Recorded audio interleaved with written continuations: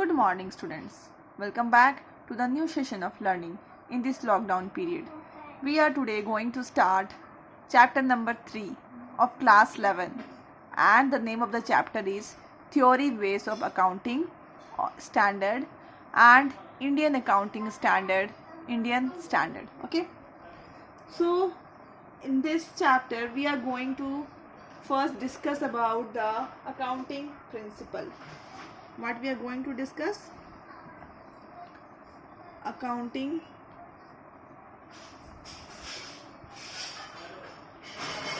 principles. तो आपने बार बार principal words का नाम सुना होगा, ठीक है। तो this chapter is basically very important chapter, ठीक है। ये इंपॉर्टेंट चैप्टर है और अभी के लिए नहीं, आप जब 12th के बाद सीए या फिर सीएस के लिए किसी के लिए भी अगर आप बैठना चाहोगे तो भी ये इम्पॉर्टेंट चैप्टर है। So this is an important chapter. Yes, इसमें हम लोग क्या डिस्कस करते हैं, मैंने आपसे बार बार कहा है कि अकाउंट्स जो है वो किसी प्रिंसिपल पे बेस्ड होता है। तो जितने भी प्रिंसिपल्स पे या कन्वेंशंस पे बेस्ड होता है तो हम लोग यहाँ पे आज डिस्कस करने वाले हैं। तो पहला है अकाउंटिंग प्रिंसिपल्स। अकाउंटिंग प्रिंसिपल्स क्या है? अकाउंटिंग प्रिंसिपल्स का मतलब होता है नॉर्म्स है, अकाउंटिंग प्रिंसिपल्स और गाइडलाइंस है और फिर रूल्स है of account to maintain uniformity. अगर मान लीजिए अकाउंटिंग प्रिंसिपल्स इस वर्ल्ड में ना रहे तो जिसको जैसे मन करेगा वो वैसे अपना अकाउंट मेंटेन करेगा और उसमें कोई भी यूनिफॉर्मिटी नहीं रहेगा। ओके, चाइनीज़ अपना अलग अकाउंट प्रिपेयर करेंगे, इंडिया में अलग अकाउंट प्रिपेयर होगा, इवन इंडिया के अलग अलग स्टेट में भी अलग अलग तरह के अकाउंट्स प्रिपेयर होंगे, ठीक है। तो टू ब्रिंग द यूनिफॉर्मिटी, ठीक है, यूनिफॉर्मिटी लाने के लिए क्या किया गया, जनरली एक रूल्स लाया गया, ठीक है। तो दीज आर रूल्स या फिर नॉर्म्स, ठीक है, या फिर बोल सकते हो गाइडलाइंस,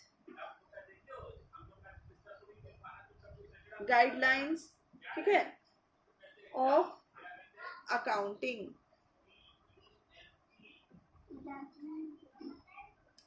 ठीक है। How to operate accounting, how to maintain accounting, ये चीज के लिए क्या है यहाँ पे, ये जस्ट क्या है, अकाउंटिंग प्रिंसिपल है। These are rules, regulations and guidelines of accounting. Okay, how to maintain accounting so that uniformity in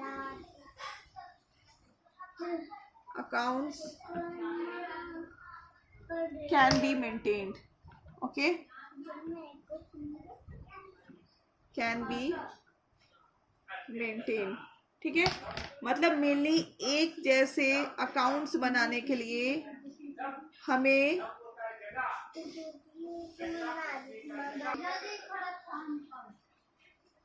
accounting principles क्या है, रूल्स है, नॉर्म्स है, गाइडलाइंस है, जिसको ले करके अज्यूम करके हम क्या करते हैं, अपना अकाउंट्स प्रिपेयर करते हैं, ताकि पूरे इंडिया में अगर जहाँ पे भी अकाउंट्स प्रिपेयर किया जाए सेम टाइप के अकाउंट्स रहें, यूनिफॉर्मिटी रहें।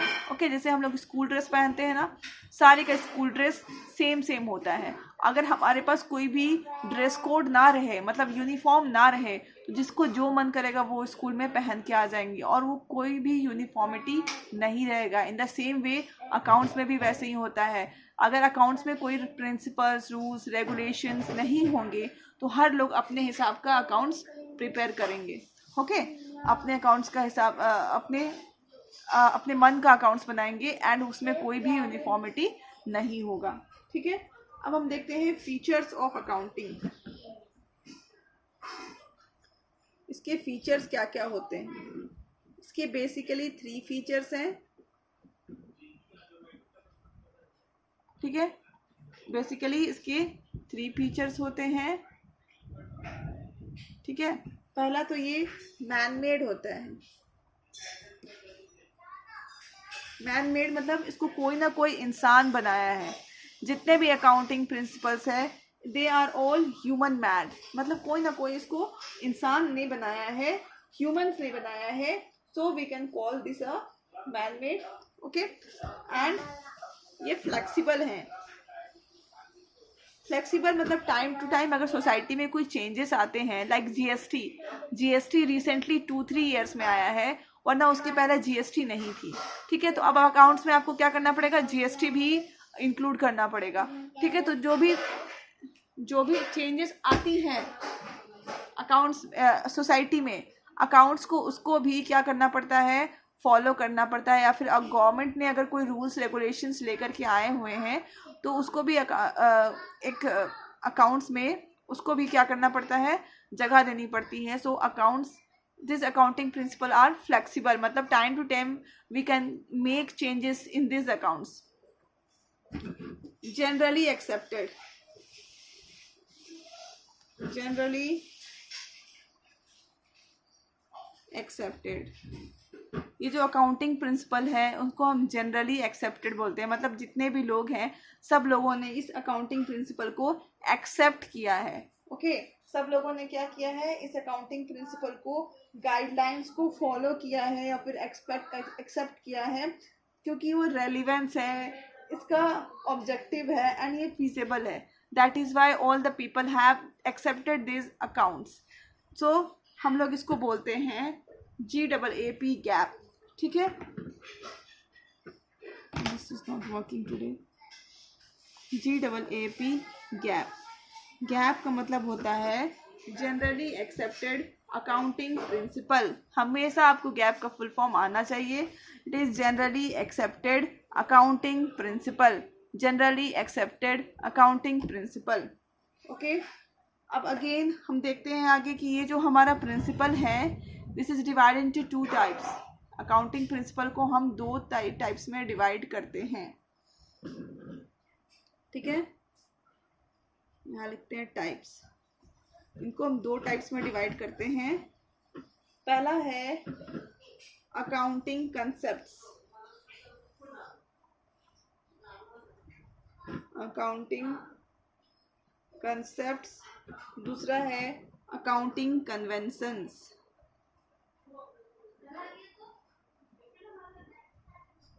कन्वेंशंस. ठीक है, पहला है अकाउंटिंग कंसेप्ट्स एंड दूसरा है अकाउंटिंग कन्वेंशंस. ठीक है, तो आज हम लोग डिस्कस करेंगे अकाउंटिंग कंसेप्ट्स क्या होते हैं. ठीक है, क्या होते हैं accounting concept. Today we are going to discuss and tomorrow we will discuss accounting conventions. Okay, तो अकाउंटिंग कंसेप्ट्स क्या है, अजम्पशंस पे. ठीक है, अजम्पशंस पर मतलब हम लोग मान लेते हैं कोई चीज़ों को. ठीक है, जैसे सोसाइटी के बहुत सारे रूल्स एंड रेगुलेशंस हैं जिसको हम लोग उसके पीछे कोई लॉजिक ना भी हो तो हम लोग उसको मान लेते हैं, अज्यूम कर लेते हैं. ठीक है, जैसे हमारी मॉम कहती है ना कि don't do this, this is bad. Okay, तो हम लोग उसको मान लेते हैं. ठीक है, तो वो क्या है, अजम्पशंस है, उसका कोई भी साइंटिफिक रीजन नहीं होता है, बट हम लोग मान लेते हैं. अकाउंटिंग कंसेप्ट भी क्या है, अजम्पशंस पे बेस्ड है. अकाउंटिंग कंसेप्ट क्या है, अजम्पशंस पे बेस्ड होता है. ये जिसको जनरली सारे पीपल्स ने इस रूल्स को, इस रेगुलेशंस को मान लिया है. ठीक है, तो this is based on accounting assumptions. Okay, so ये 3 टाइप्स के होते हैं. ठीक है, अकाउंटिंग अजम्पशंस जो हैं वो 3 टाइप्स के होते हैं. पहला को बोलते हैं गोइंग कंसर्न कंसेप्ट, दूसरे को बोलते हैं कंसिस्टेंसी एंड थर्ड को बोलते हैं accrual. Okay, this accounting concepts is divided into 3 types. First is going concern concept, second is consistency and third is accrual. आज हम लोग पढ़ेंगे going concern concept. ठीक है, तो आज का हमारा टॉपिक है going concern concept. तो हम लोग जब भी कोई भी बिजनेसमैन है, मान लो ये मिस्टर रामू है, इन्होंने एक बिजनेस ओपन किया. This is a business. Business open किया, तो मिस्टर रामू ये सोच करके ओपन करते हैं, ठीक है। मिस्टर रामू ये सोच रहे हैं अपने दिमाग में कि जो मेरी बिजनेस है वो बहुत दूर तक जाएगी, मतलब बहुत लंबे समय तक चलेगी। ओके, तो this is called going concern concept. ये अज्यूम कर रहे हैं, आई सेड ना, कंसेप्ट जो है वो अजम्पशंस पे डिपेंड है, ठीक है। ये अज्यूम कर रहे हैं, ये बस सोच रहे हैं कि मेरी जो बिजनेस है, मैंने जो बिजनेस खोला है बहुत लंबे अरसे तक चलेगी, ठीक है। मैं रहूं या नहीं रहूं, मेरी बिजनेस चलती रहेगी, ठीक है। This is the concept which going concern concept says, ठीक है।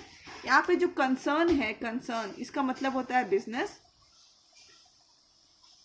और यहाँ गोइंग मतलब ये विल गो ऑन, मतलब ये चलता रहेगा, ठीक है। जो बिजनेस है दैट विल गो ऑन, मतलब ये सालों साल तक चलता रहेगा। तो हम लोग ये बंदा क्या सोच रहा है कि this business will continue for foreseeable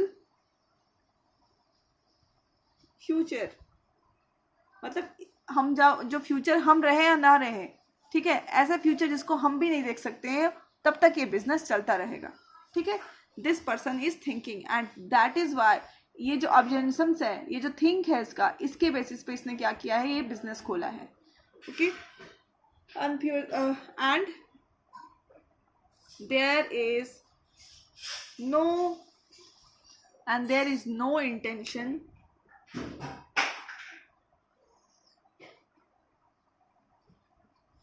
to close the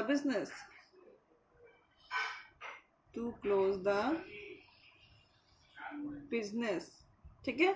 ये कह रहा है कि हमारा जो बिजनेस है वो कंटिन्यू होता चलेगा फ्यूचर में, और इसके दिमाग में अभी बिजनेस बंद करने का कोई भी इंटेंशंस नहीं है, ठीक है। अब दूसरा इस कंसेप्ट पे क्या कहता है, the difference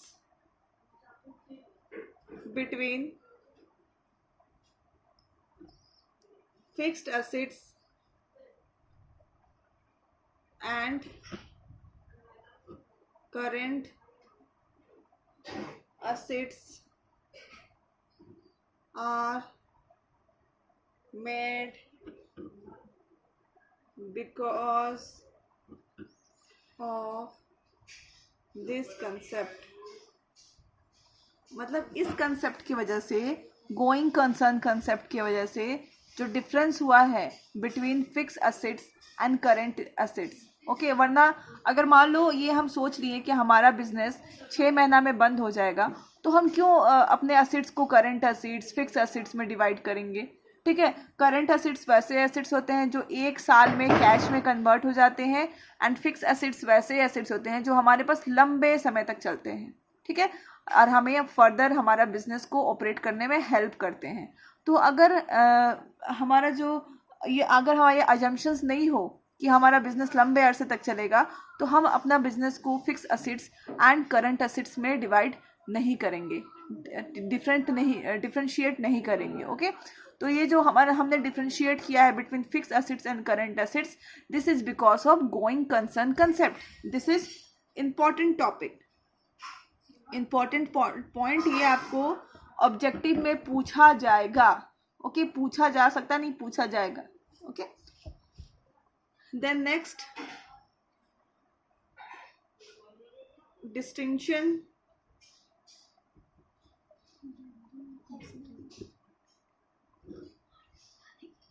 between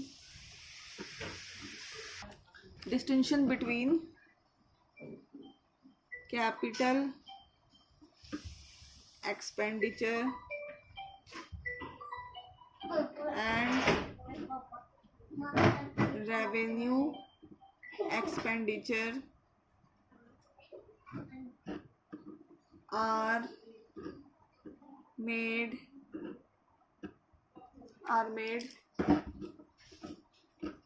because of this concept, ठीक है, हम लोग जो ने पढ़ा ना कि कैपिटल एक्सपेंडिचर होते हैं, रेवेन्यू एक्सपेंडिचर होते हैं, तो दोनों को हम डिफ्रेंशिएट भी करते हैं because of this concept. Okay, तो आपको ये पूछा जाएगा रीज़न, तो आप बताने के लिए बिल्कुल तैयार रहिए कि which is the concept behind this distinctions. Okay, so I'm ending my topic here only. Hope you understood the topic which I explained you, and in the next video I will further continue the same topic. Okay, that is consistency concept and actuarial concept. Till then, thank you, stay safe, keep studying.